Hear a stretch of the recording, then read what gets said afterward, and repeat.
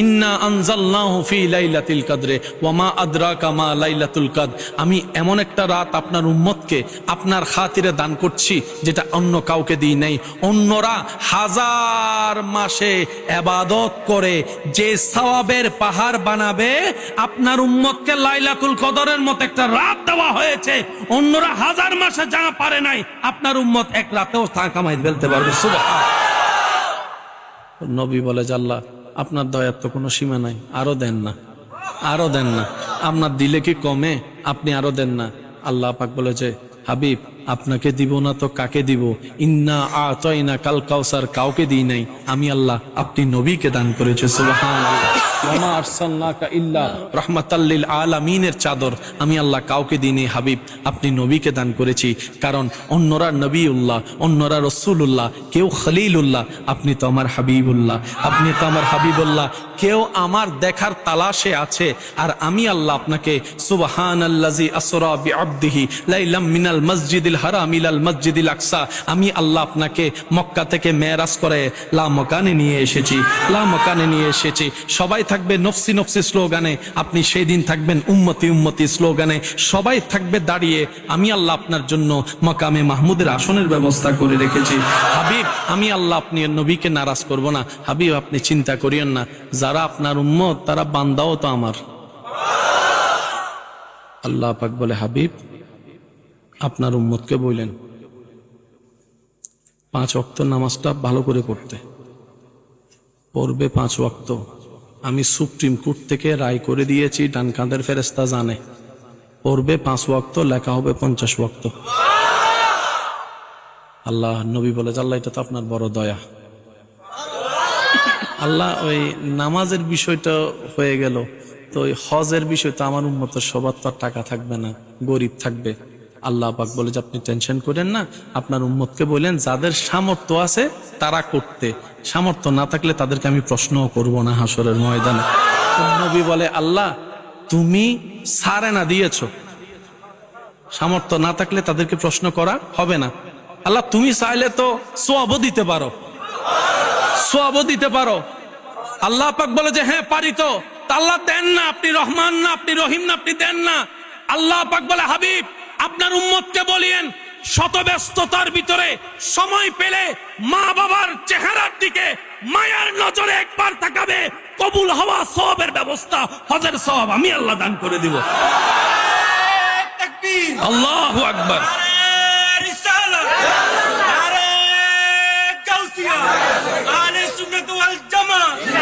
উচ্চ আওয়াজ একবার বলেন সুবহানাল্লাহ। নবী বলে যে আল্লাহ হজরটাও দয়া করে দিলা, তো রোজাটা? আল্লাহ পাক বলে যে কি করতাম? আমার উম্মত অনেক সময় তো ব্যবসার কাজে বাইরে যাওয়া লাগবে, গরমে গরমে রোজা রাখতে পারবে, যদি রোজা ভাঙে ফের গুনাহ হয়ে যাবে। আল্লাহ পাক বলে আপনার উম্মতকে বলে দিলেন যদি পারে রাখতে, না পারলে কষ্ট করে রোজা রাখার দরকার নেই, পরে রেখে দিবে। আল্লাহ আমার উম্মতের হায়াত তো কম, 40 বছরের রোজা পাইবে আর কয়টায় পাবে? 40টা পাইলেও বয়স ছোট হওয়ার কারণে 12 বছরের দিকে চলে যাবে, অল্প রোজা পাবে। অন্য উম্মতেরা এতগুলো রোজা নিয়ে যাবে, আমার উম্মত কম নিয়ে যাবে, এটা তো হয় না। আমার উম্মত ছোট হওয়া মানে তো আমি ছোট হওয়া। আল্লাহ আপনি আমাকে ছোট করবেন? রব বলে যে না, আমি কেন আপনাকে ছোট করবো? ওয়ারাফানা লাকা যিকরা, কাউকে বলি নেই, আপনি নবীর ব্যাপারে বলেছি, আপনি নবীর ব্যাপারে বলেছি। এবার নবী বলে আল্লাহ একটু দয়া করেন না, আমার উম্মতের আমল নামা যেন একটু বেড়ে যায়, অল্প সময়ে বেশি বেতন যেন পায়। আপনি চাইলে তো পারেন, আপনি চাইলে তো পারেন। এবার রব বলে হাবিব, আপনার উম্মতকে বলবেন রমজানের সর্বোচ্চ রোজা সবগুলা রাখার পরে ঈদের চাঁদে শাওয়াল মাসে যেন সে 6টা রোজা রাখে। যে 6টা রোজা রাখবে তার আমল নামায় 365টা রোজা রাখার সওয়াব আমি আল্লাহ দান করে দেব। কঠিন হচ্ছে না সহজ? আরেকটু জোরে।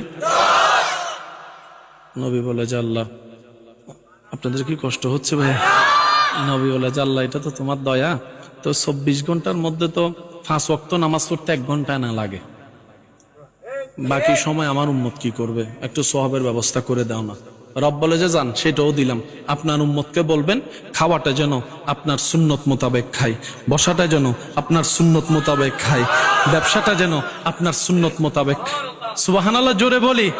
হাঁটাটা যেন আপনি নবীর সুন্নতকে অনুসরণ করে, কথা বলা যেন আপনি নবীর সুন্নতকে অনুসরণ করে আপনার উম্মতকে বলবেন প্রত্যেকটা কাজ যেন সর্বোচ্চ চেষ্টা করে আপনার সুন্নতকে অনুসরণ করে, তাহলে কাজে কাজ হয়ে যাবে। আমি আল্লাহ কাজের বিনিময়ে সওয়াবের ব্যবস্থা করে দিব, সওয়াবের ব্যবস্থা করে দিব। শুধু তাই নয়, আপনার উম্মতকে বলবেন এক ভাই আরেক ভাইকে সাক্ষাৎ হলে সালাম দিলে সওয়াব হবে, হাত মুসাফা করলে হাত ছোটার আগে আমি আল্লাহ গুনাহ মাফ করে দিতেও রাজি আছি। সুবহান। নবী বলা আল্লাহ সব তো আপনার দয়া। ঘুমের টাইমটা আমার উম্মত যে ঘুমাই থাকবে 7 ঘন্টা 8 ঘন্টা 9 ঘন্টা, হায়াত তেমন কম 50 বছর 60 বছর, এখানে যদি 8 ঘন্টা ধরে ঘুম চলে যায় হিসাব এটাও বাক করে যাচ্ছে না। আল্লাহ আপনি চাইলে তো এটাও কিছু একটা করে দিতে পারেন, এটাও কিছু একটা করে দিতে পারেন। রব বলে যে আপনার খাতির আমি সেটাও করে দিলাম। আপনার উম্মতকে বলবেন রাত্রে ঘুমানোর আগে যেন একটু কষ্ট করে অজুটা করে নেই, অজুটা করে নেই। অজু করে ঘুমাবে, প্রতিটা নিঃশ্বাসে ডান কাঁধের ফেরেশতা সওয়াব আকারে লিখে ফেলবে। সুবহানাল্লাহ। হাবিব আপনার খাতিরে আপনার উম্মতের জন্য আমি জীবন সহজ করে দিচ্ছি। আপনার উম্মতকে বলবেন ফজরের এশারের নামাজটা পড়ে শোয়ার সময় শুধু নিয়ত করবে আমি ফজরের নামাজটা আল্লাহ চাইলে আদায় করব। ফজর আসার আগ পর্যন্ত ডান কাঁধের ফেরেশতা শুধু নিয়তের সওয়াব লিখবে, নিয়তের সওয়াব লিখবে, নিয়তের সওয়াব লিখবে। পালন করলে তো সওয়াব আছেই আছে, পালন করার আগে ভালো নিয়তের জন্য আমি আল্লাহ সওয়াব দান করব, সওয়াব দান করব, সওয়াব দান করব। এবার নবী বলে যে আল্লাহ আমার উম্মত তো সওয়াবও করবে, বুঝলাম আপনার দয়া, গুনাহও তো কম করবে না। হাঁটতে গুনাহ, বসতে গুনাহ, চোখে গুনাহ, কানে গুনাহ,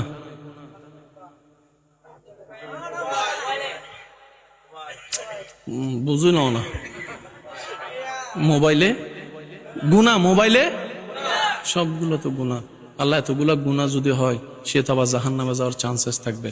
আল্লাহ পাক বলে যে আপনি এটাও চিন্তা করেন না, আপনার উম্মতের জন্য আমি তওবার রাস্তাও খোলা রাখছি, তওবার রাস্তাও খোলা রাখছি, তওবার রাস্তাও খোলা রাখছি। তওবা করতে থাকতে বলেন। একটা তওবা যদি আমার পছন্দ হয়ে যায়, সেই একটা করবে তওবা আমি সারা জীবনের গুনাহ মাফ করে দিতে রাজি আছি। নবী বলে যে আল্লাহ এর পরও যদি আমার কোনো উম্মত গুনাহ নিয়ে যায় হাসরে, রব বলে যে আপনি চিন্তা করেন না, সেখানে আমি আপনার সুপারিশের ব্যবস্থা করে রেখেছি।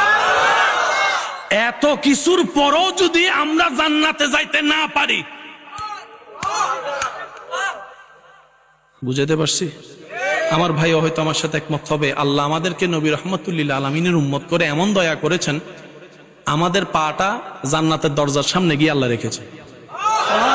শুধু ঈমান, নেক আমল, একটু ধৈর্য, একটু সহ্য, শুকরিয়ার সাথে যদি জীবনটা কাটাইয়ে যাইতে পারি, আল্লাহ চাহে তো কদম দিলেই জান্নাত পেয়ে যেতে পারি।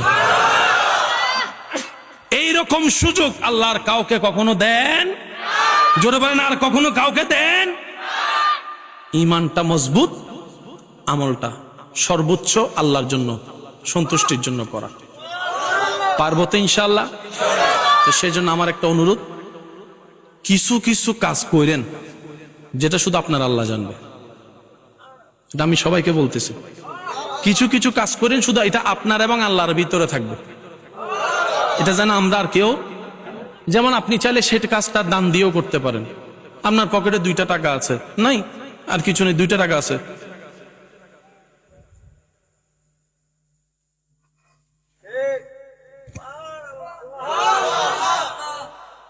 আমার ভাই বলবো যে আমি দেখি নাই কি দিছে, আমিও বলবো যে আমি দেখি নাই, উনিও বলবো আমি দেখি, আল্লাহ পাক বলবো যে আমি দেখছি। এই 2 টাকা আল্লাহ কবুল করে 2 কোটি টাকার চাইতে বেশি সব চাইলে দিয়ে দিতে পারে। কিছু কাজ আল্লাহর জন্য করেন। যেমন আপনার আত্মীয় স্বজনের মধ্যে কে অভাবী বেশি তাকে একটু খবর নেন, কেউ জানবে না, গোপনে গোপনে তার জন্য প্রত্যেক মাসে কিছু হাদিয়া পাঠাই দেন আল্লাহর খুশির জন্য। এটা যে কি পরিমাণ জমা হবে আপনি কল্পনা করতে পারবেন না। আপনার এলাকায় একটু খবর নেন, কার সাংসারিক অবস্থা খুব খারাপ, পড়ালেখা করতে পারে না, মেয়ে বিয়ে দিতে পারছে না, একটু গোপনে গোপনে খবর নেন। আল্লাহ যতটুকু তৌফিক দেয় সেটা আপনি পৌঁছাই দেন, কেউ জানবে না। আপনার এবং আল্লাহর ভিতরে থাকবে। 5 ওয়াক্ত নামাজ আল্লাহর পছন্দ, তাহাজ্জুদ আল্লাহর বেশি পছন্দ। কেন? তাহাজ্জুদ নামাজের মধ্যে গোপনীয়তা বেশি, সবাই ঘুমাই থাকে, আপনি দাঁড়িয়ে আছেন। সেজন্য ওই প্রেমের ইবাদত গুলো আল্লাহ বেশি পছন্দ করে। আল্লাহ তাআলা আমাদের সবাইকে নেক আমলের সাথে জীবন যাপন করার তৌফিক দান করুক।